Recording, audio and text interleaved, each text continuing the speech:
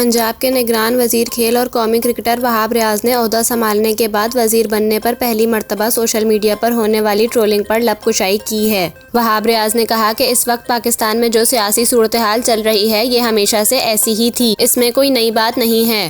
खुद पर होने वाली ट्रोलिंग से मुताल्लिक वजीर खेल ने कहा, मेरे ऊपर कई लोगों ने तनकीद की, बुरा कहा, लेकिन कुछ ने अच्छा भी कहा। हर इंसान की अपनी राय होती है और मैं सबका एहतराम करता हूँ। ये इनकी राय है, मेरी राय ये थी कि मुझे खेलों की बेहतरी के लिए वजीर खेल बनना चाहिए।